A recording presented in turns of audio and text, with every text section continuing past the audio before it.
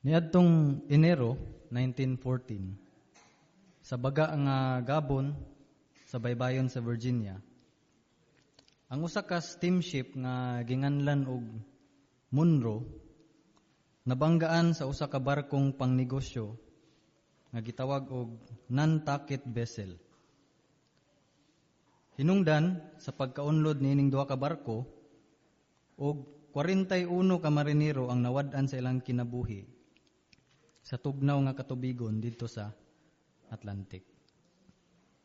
Karon sa cross-examination o investigation nga gihimo, nahibal-an ingon sa gitaho sa New York Times nga si Captain Johnson, ang kapitan sa Monroe steamship, nag-navigate sa maong barko gamit ang usa ka steering compass nga nagtipas hangtod sa 2 ka degree gikan sa standard magnetic compass.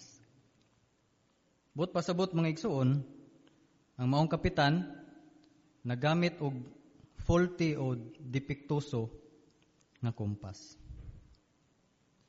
Unsay gipakita niini nga insidente mga igsuon? Nagpakita ni sa kahinungdanon sa usa ka insakto o accurate nga compass diya sa pag-navigate sa mga barko. Nga bisan ang gamay kaayo nga error sama sa gisgutan nato nga insidente, makapahinabo ni og wala damha nga mga problema o aksidente pagani diya sa ilang paglawig.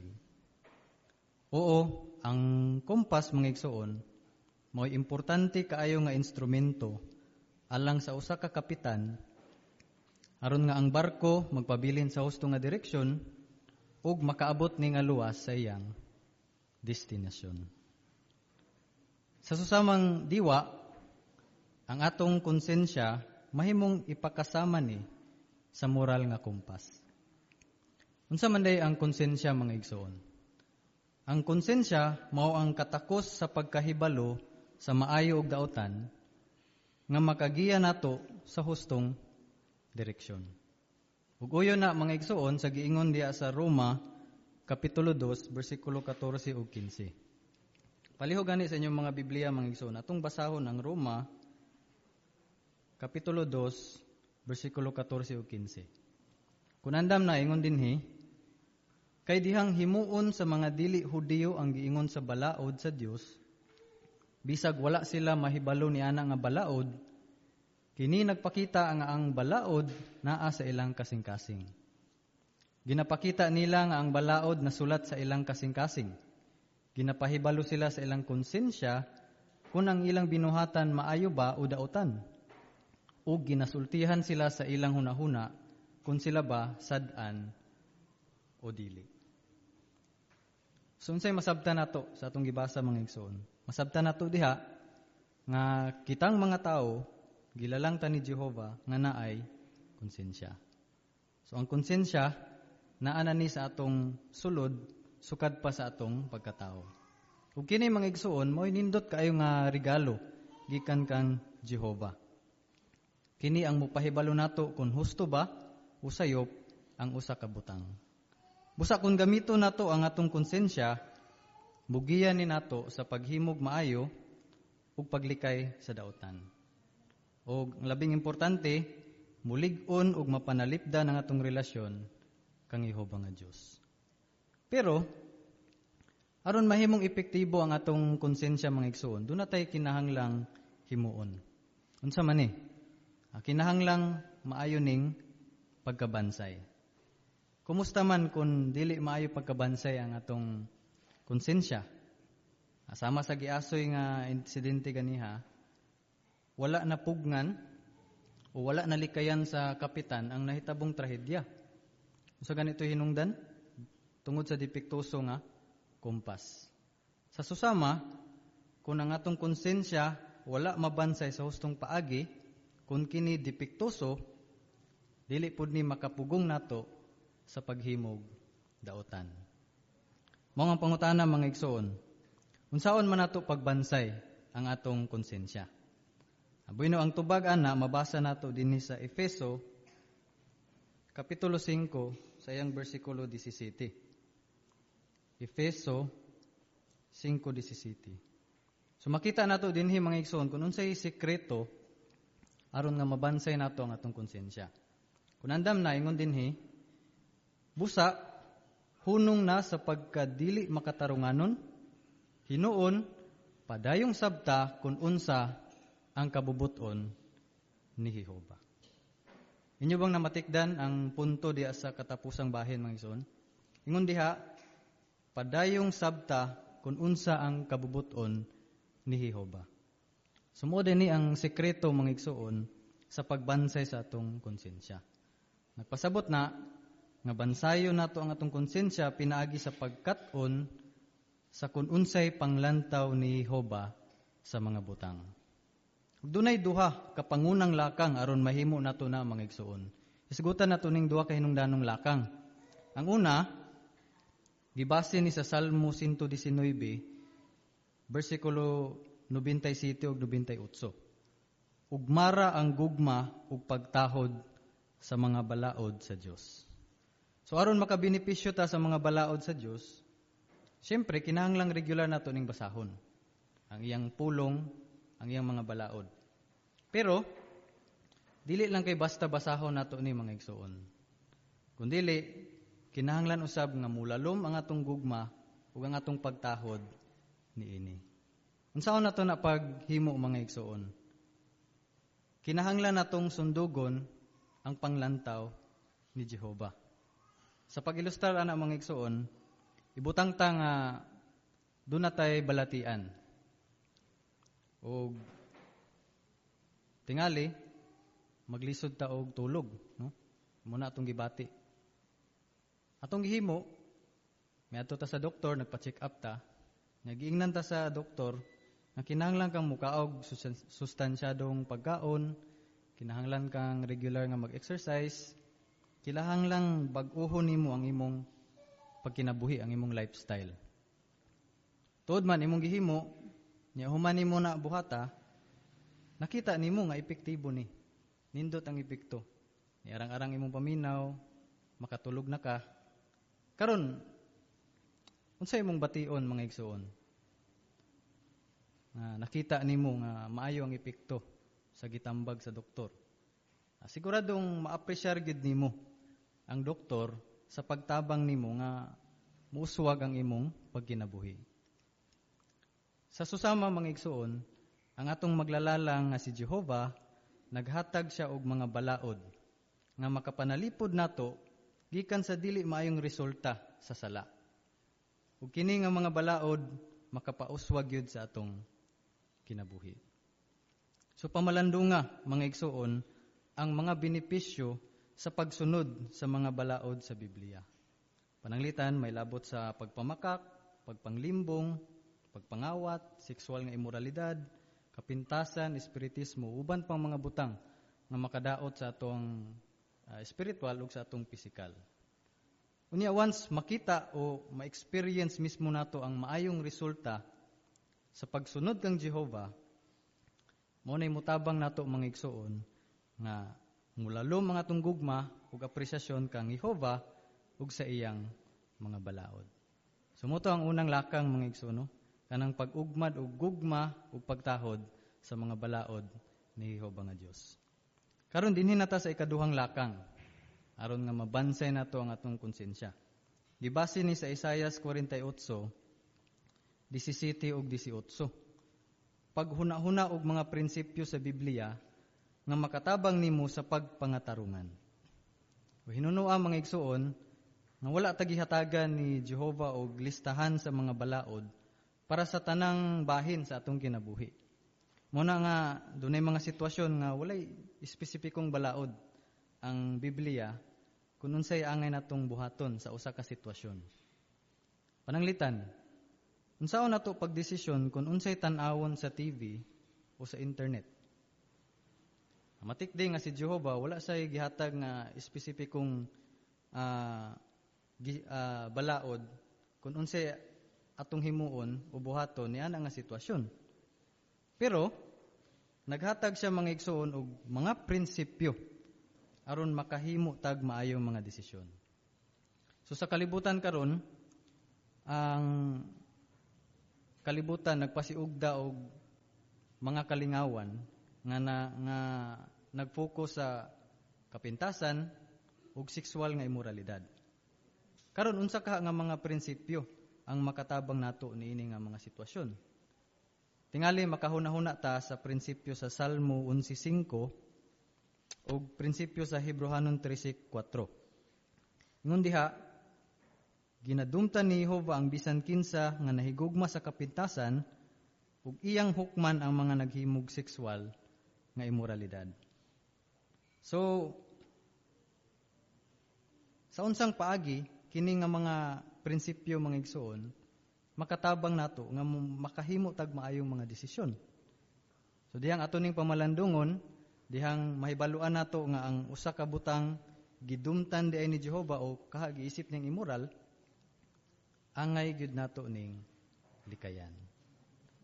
Busa aron bug-os tang makabenepisyo niini nga mga prinsipyo, kinahanglan gamiton nato ang atong hunahuna, ang atong kasing-kasing sa pagpangatarungan base niini nga mga prinsipyo. Aron nga matulid, magiyahan ug atong ma-adjust ang atong konsensya uyon sa panglantaw ni Jehova. Ug pinaagi niini mga igsuon, makahimo kag mga desisyon nga makapalipay kang Jehova bisag walay espesipikong balaod sa Biblia.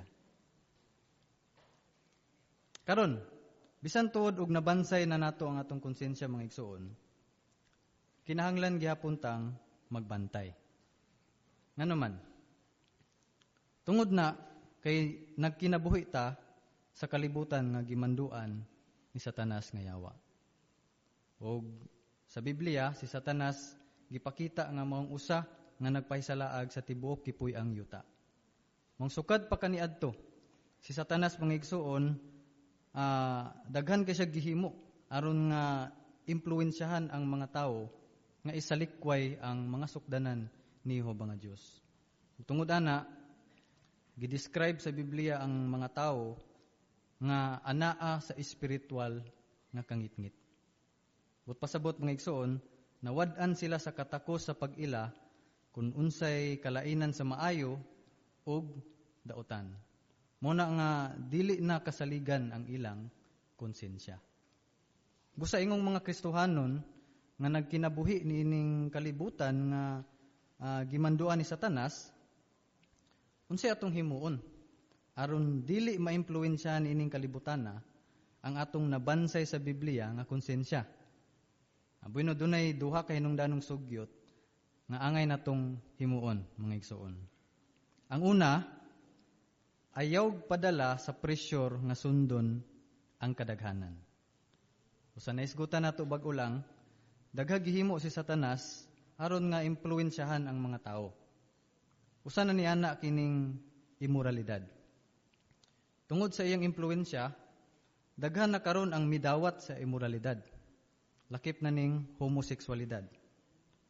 So kung sa una, dili pa kaayo kailap ang immoralidad, ang homosexualidad, karon mga igsoon, murag normal na kayo ni nga ginahimo sa mga tao.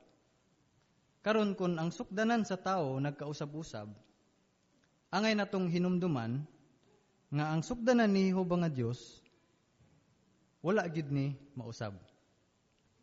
Kung kaniadto gidumtan ni Jehova ang immoralidad, karon gidumtan gyapon niya ang immoralidad. Mao nga kung kita na pressure nga sundon ang kadaghanan, unsa man ang determinado natong himuon. Palihog atong basahon mga igsoon ang record diya sa unang Pedro Kapitulo 3, versikulo 16.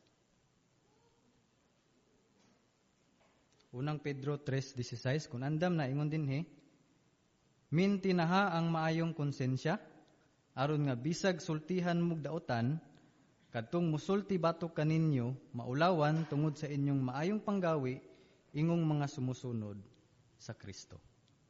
So base sa atong gibasa, unsay atong determinasyon mga igsoon? Magmadeterminado nga mintinahon ang maayong konsensya ug magmadeterminado nga lipayon si Jehova bisan pag yaga-yagaan ka sa uban.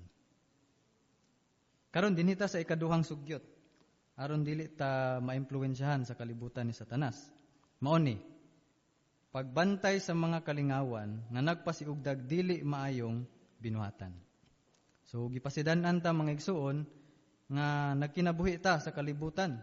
Diin ang mga sukdanan, ang panggawi, mga kinaiyan ini wala magsunod sa mga prinsipyo ni Jehova nga Dios. Ug kini nga kalibutan kanunay nagpressure sa mga tao nga mupahiuyon. Mao nga kun dili ta magbantay, posibleng maumol pod niini ang atong mga panggawi ug ang atong personalidad. Pananglitan, ang mga salida, musika, video game, ug labaw na ning social media, maka-impluwensya ni sa atong panghunahuna ug binuhatan. Muna nga kung magsige tag basa, magsige tag tan-aw, magsige tag paminaw sa mga tao nga naghimog dili maayong binuhatan, unsa kay posibleng resulta ana mga igsoon? At tingali bation nimo nga okay rang buhaton ang maong mga butang nga gidumtan ni Jehova.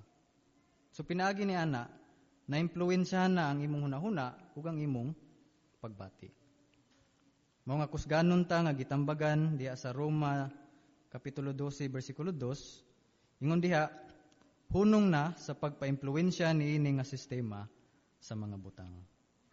So aron masimba nato ang Dios sa dalawa tong paagi, kinahanglang suklan sa usa ang impluwensya sa kalibutan. Kay kun dili, posibleng maugmad niya ang mga kinaiya nga makadaot sa iyang kaugalingon ug makapasuko sa atong Dios nga si Jehova. Sumo kadto ang duha ka hinungdanong sugyot nga angay natong hinumduman mga igsoon aron nga dili maimpluwensyahan sa kalibutan ni Satanas ang atong konsensya. Ang una, ayaw padala sa pressure nga sundon ang kadaghanan. Kaduha, pagbantay sa mga kalingawan nga nagpasiugdag dili maayong binuhatan. Karon mga igsoon, kung maayo pagkabansay ang atong konsensya, dili lang ni igo nga mupahibalo nato nga sayop ang atong nahimo. Dili sama sa nahitabo ni Adan, ni Eva ug ni Judas. Unsa day ang nahitabuan ni nila mga igsoon? Adihang nadungog ni Adan ug Eva ang tingog ni Jehova, human sila makasala, pinagi atong pagkaon nila sa gidili nga bunga, nagdali-dali sila og tago sa mga kahoy, tungod kay nakonsensya sila sa ilang gihimo. Kumusta si Judas? Dihang nakita niya nga gihukman na si Jesus og kamatayon, tungod sa iyang pagbudhi, nagbasol siya sa iyang gihimo. Although nakonsensya sila human sila nakasala mga igsoon, pero matikdi nga ang ilang konsensya wala to makapugong nila sa paghimog daotan. Ug nasayod ta nga dili gyud maayo ang sangputanan sa ilang gihimo. Ingon ana gyud ang mahitabo kun wala na bansay ang atong konsensya. Pero sukwahi niya na mga igsoon, kung nabansay o gamito nato sa hustong paagi ang atong konsensya, nindot kaayo ang mga benepisyo nga atong makuha. Unsa man ni nga mga benepisyo? Iskuta nato ang tulo ka maayong paagi aron mulihok ang atong nabansay nga konsensya. Unsa may mga kaayuhan kung maayo pagkabansay ang atong konsensya? Ang una, ang atong konsensya makatabang nato nga dili buhaton ang mga butang nga makapaguol kang Jehova. At tinuod mga igsoon, ang atong konsensya mutabang ni aron nga malikaya nato ang mga butang nga gidumtan ni Jehova. Ilabi na gyud kung nakahimo ta og seryosong sala. Ang atong konsensya mo'y mutabang nato nga dili himuon pag-usab ang maong daotang buhat. Munay mupugong nato. Muna nga hinungdanon kaayo mga igsoon ang pagkat-on ug ang pagpamalandong sa mga sukdanan ni Jehova. Kay dihang moabot ang mga sitwasyon nga matintal ta sa paghimo og dili maayo, munay mutabang nga paminawon ug sundon ang atong nabansay sa Biblia nga konsensya. Ug mao nay gihimo sa usa ka karakter sa Biblia nga si Zakeo. Tingali dili kay ta pamilyar ani nga karakter mga igsoon. Kini si Zakeo usa ni siya ka pangulong maniningil og buhis sa syudad sa Jericho. Ug sama sa nabatasan sa kadaghanang mga maniningil og buhis, tingali migamit ni siya og questionabling mga pamaagi may labot sa iyang katungdanan. Kay nahimo man ni siyang dato tungod sa iyang pagpangilkil. Gani nailhan siya sa ilang lugar ingong tawong makasasala, maninikas. Pero diyang nakahigayon si Jesus sa pagpakigsulti kang Zakeo, may labot sa pagkinabuhi nga giuyunan sa Dios, gisangyawan siya ni Jesus. Positibo kayo ang sanong ni Zakeo mga igsoon. Dihang nakakaton o gipamalandong niya ang mga sukdanan ni Jehova, may labot sa gitudlo ni Jesus, natandog kay siya niini. Og nagbasol siya pag-ayo sa iyang nahimo kaniadto. Ug nindot kay ang resulta mga igsoon. Tungod kay mipahayag siya nga iyang pasig-ulian ug 4 ka pilo ang bisan unsa nga iyang gikuha sa dili makatarunganong paagi. Ug nga iyang ihatag ang katunga sa iyang mga kaptangan ngadto sa mga kabos. Ug nga nakanindot pa sa ulahi, nakapribilehiyo kini si Zakeo nga mahimong usa sa mga tinun-an ni Hesus. So makita nato mga igsoon nga si Zakeo wala lang siya magbasol sa iyang mga binuhatan kaniadto. Iya usab nga gibag-o ang iyang pagkinabuhi uyon sa mga sukdanan sa Dios. Mao nga kun ang usa nakahimog seryosong sala, ang Proverbio 28:13 nag-awhag nga isugid gyud ni ngadto kang Jehova. Ug duol sa mga ansyano alang sa praktikal nga tabang. Hinungdanon kaayo nga mulihok dayon ta aron mabalik ang atong maayong relasyon diha kang Jehova nga Dios. Ang ikaduhang benepisyo nga atong makuha mao nga ang atong konsensya makapasidaan nato aron dili ta makahimog sala. Sa kalibutan, tingali daghan ang muuyon sa panultihon nga experience is the best teacher. Tinuod, daghan gyud ang atong makatunan o maamguhan sa atong mga kasinatian. Pero sa pagkatinuod mga igsoon, dili ta kinahanglang mo experience og dili maayo o pait nga mga sangputanan aron lang ta makakatkon. Ug ang pangunang panig-ingnan niya na mga igsoon mao si Jose. Sumala pa sa asoy sa Genesis 39, makita po nato diya sa hulagway mga igsoon, no? Adlaw-adlaw siya nga gitintal sa asawa sa iyang agalon aron lang makigdulog. Siguradong dili gito sayon nga kahimtang mga igsoon. Labi na nga niadtong panahon na wala pa espesipikong balaod bahin sa pagpanapaw. Sanglit wala pa man nasulat niadtong panahon na ang Moises nung balaod. Pero unsay nakatabang ni Jose na di gid siya matintal mga igsoon. Nakatabang niya ang pagkat-on bahin kang Jehova pinaagi sa iyang mga katigulangan. Ug pinaagi niini nasabtan pag-ayo ni Jose kung unsay husto o kung unsay sayop sa pananaw sa Dios. Ug mao ni nagbansay sa konsensya niya mga igsoon nga nagpalihok niya nga isalikway ang sexual nga immoralidad. So sama ni Jose, kung pamalandungon nato ang mga sukdanan ni Jehova, mupod ni mo palihok sa atong konsensya aron nga dili ta makahimog sala. Karon dinita sa ikatulong benepisyo. Ang atong konsensya makadasig nato nga muhimog maayo sa uban.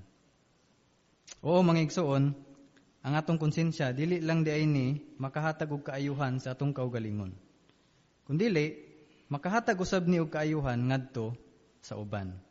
Ug dunay tay nindot nga makatunan bahin ni ana mga igsoon diha sa record sa 1 Timoteo kapitulo 1 bersikulo 5. Ato ganing basahon ang record diha sa 1 Timoteo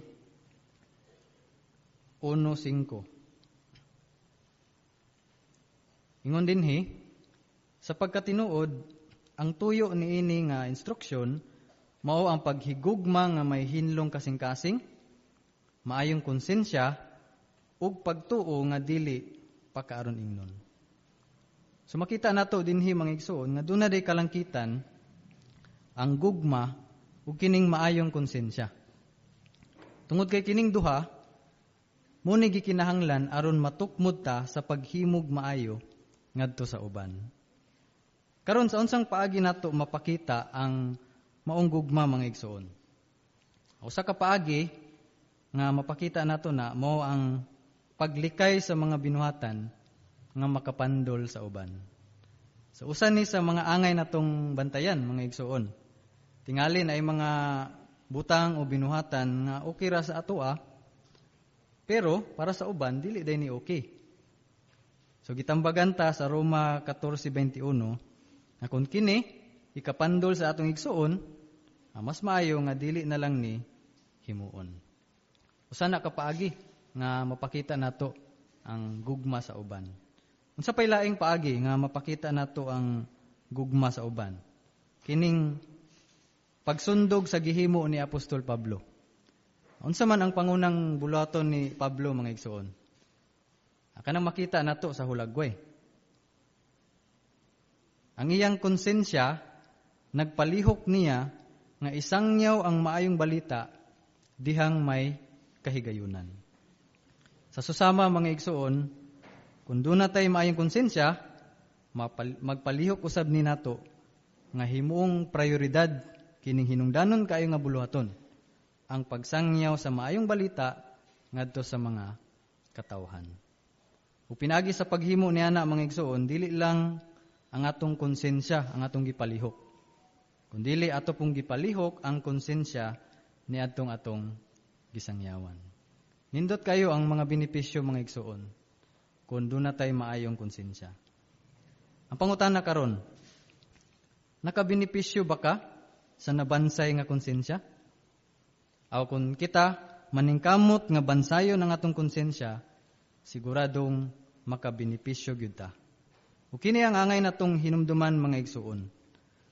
Ayaw gyud hunong sa pagbansay sa imong konsensya pinaagi sa tukmang kahibalo sa Biblia.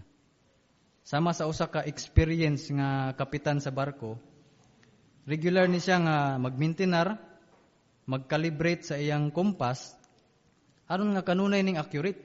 Ug sa ingon, makapabilin siya sa hustong direksyon. Sa susama, kung ikaw regular nga nagbansay sa imong konsensya, makapabilin usab ka sa hustong direksyon uyon sa mga sukdanan sa Dios. Ug labaw sa tanan, magmalipayon ka ug mas masuod kang Jehova samtang bug-os nimo siyang gilipay. Daghang salamat.